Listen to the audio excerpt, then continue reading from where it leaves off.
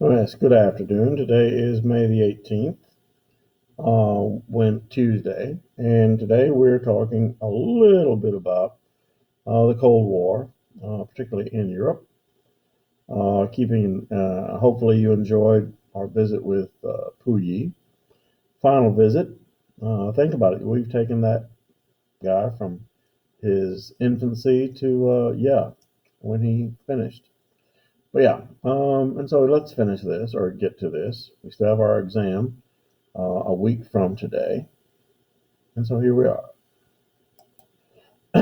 um, in Eastern Europe, Poland and Hungary tried to act independently of the Soviet Union, but had differing degrees of success. In Poland, the Communist Party did not want to accept the Soviet Union's choice for its next ruler. Soviet leadership even visited Warsaw to voice their opinions. They agreed upon Władysław Gomulka, who was a Polish Communist Party member.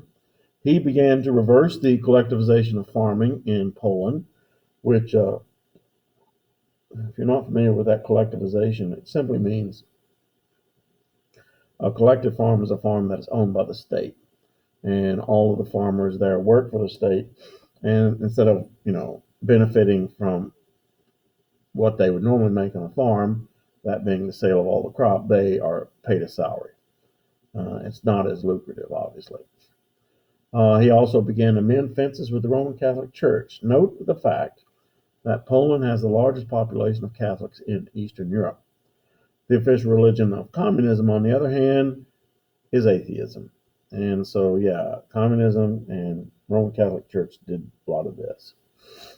So, the other Eastern Bloc nations began to get similar ideas that they would go their own way.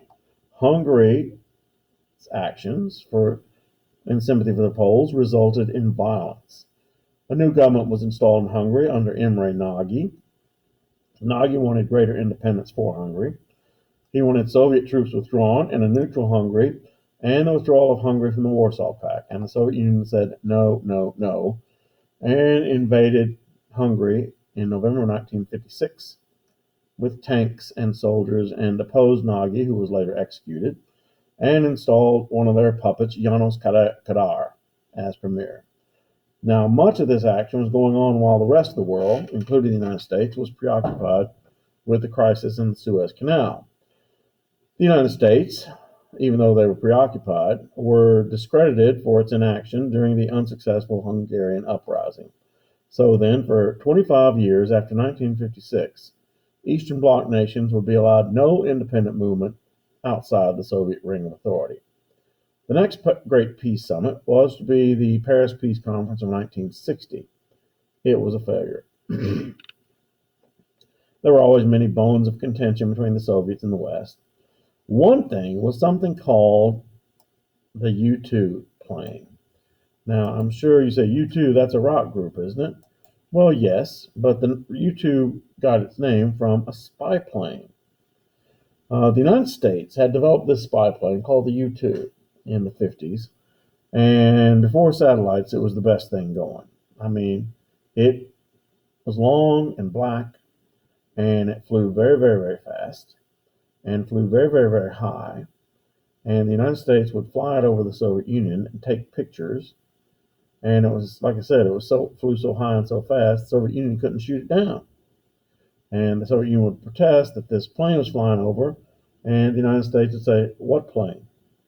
Now, just in case a U-2 plane was to be shot down, the CIA had trained all of its pilots, had trained them that if they ever got shot down or there's some kind of malfunction, that those pilots were under orders to kill themselves.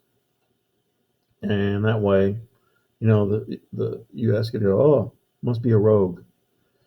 And that way the United States could deny responsibility. Well, the Russians finally shot one down. And the pilot, whose name was Gary Powers, he didn't follow orders. The Soviet Union and the United States had this meeting in Paris, and the Soviet Union said, "Hey, you guys are spying on us with these U-2 planes." And the United States said, "No, we're not." And then the Soviet Union produces not only pictures of the plane fragments of the plane, but they also produced Gary Powers and said, yeah, I think you are. Khrushchev expected an apology from the United States and didn't get any. The Russians hoped that the United States and its European allies would have split over the future of Germany, particularly the fate of the capital city of Berlin. There was a split in the communist world at this time, though, between the Russians and the communist Chinese under Chairman Mao, who viewed the Russians as being too soft on the West. So when the Russians left the summit, just got up and walked out, it was a way of showing the Chinese that they too could stand up to the West. The United States president at the time was John F. Kennedy. John F. Kennedy and Nikita Khrushchev, the premier of the Soviet Union, met in Vienna in 1961. Kennedy came away pretty much shaking his head, saying, I'll never understand these Russians. They're not like us. And so, yeah, and very discouraged about the possibility of a long-lasting peace between the United States and the Soviet Union. Now, back to Germany. Yes? Germany. Remember? This, all the area that's colored, was Germany prior to World War II. After World War II, Germany lost this area in white. And the rest of Germany was divided between France, Britain, Soviet Union, and the United States. We know that already. So,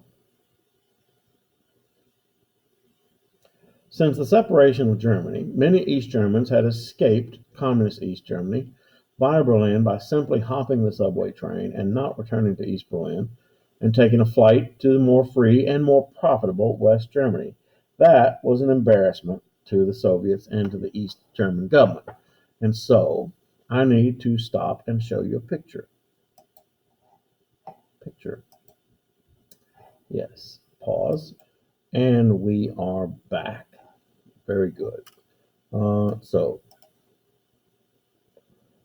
then, that was an embarrassment to the East German government, is an embarrassment to communism, it's an embarrassment to the Soviet Union. And so with the backing of the Soviet Union, the GDR, that means East Germany, I should write that in there, because not everybody, built a two-level concrete wall surrounding West Berlin under the pretense of preventing the entrance of Western spies into East Berlin. But in reality, everybody knew it was to keep East Germans from escaping out of East Germany and into West Germany. So let's take a look at those pictures, shall we? Okay. Let's begin here. Yes, this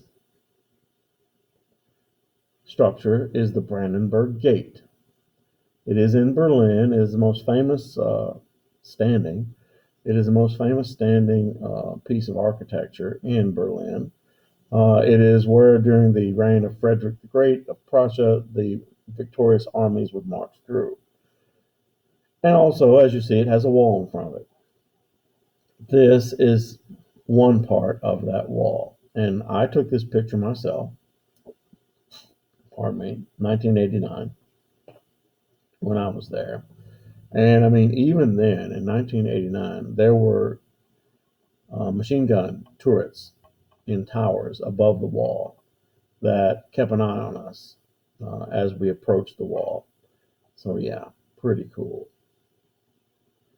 Now this is what the whole wall looked like. It was a two-tiered wall. You had, this was the western side. You can tell it's the western side because of the graffiti. This was the eastern side. And by the way, I went into East Berlin. I went across here. And the other side of this wall looks like this side of the wall. Pristine. The western side of the wall inside Berlin, the West Germans, they graffitied the whole thing. Kind of an expression of freedom. And so, yeah, close up, did you say? Yes, that's me. Like the mustache. But yeah, I mean, it's just a sample of the graffiti there. And one more picture.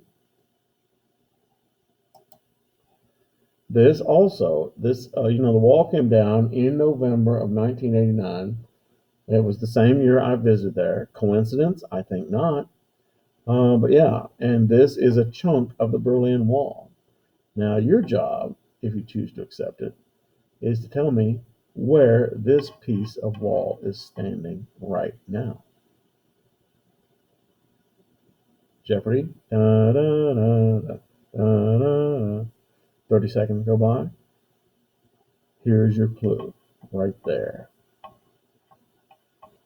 Anybody recognize that landmark? That bridge? Yeah? Did you get it, Mr. Laws? I'm sorry, yeah, Mr. Laws. It is the Roebling suspension bridge that crosses from Cincinnati. This piece of the wall is in the Civil Rights Museum, the Freedom Center, and yeah, that goes over to Kentucky. Yeah. So yeah. So they built the wall, and by the way, forgive me.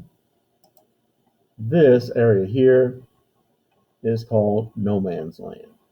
In 1989, it was full of things like sensing devices, mines, explosives, tank traps, and those kind of things. About 1,000 people in the time that the wall stood. And like I said, the wall came down in 1989.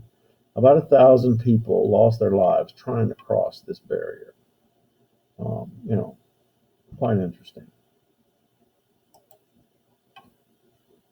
So, without a doubt, though, the closest this world has ever come to a full nuclear confrontation was the Cuban Missile Crisis of 1962.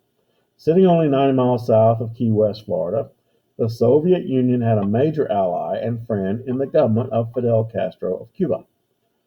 In response to U.S. nuclear missiles that we had placed on the Russian border with Turkey, the Soviets began to install nuclear missile bases in the jungles of Cuba, 90 miles off the coast of Florida. The United States discovered this and protested.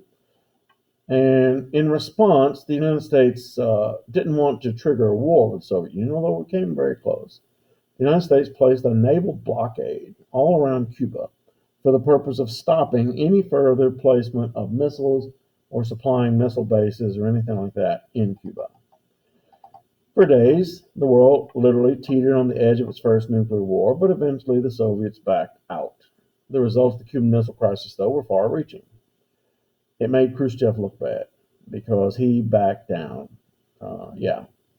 It also increased the influence of radical communist China. Thank you, Chairman Mao. There's, I told you. And it convinced Soviet military leadership they needed to be at least as strong militarily as the United States. And then the United States and the Soviets signed a nuclear test ban treaty in 1963.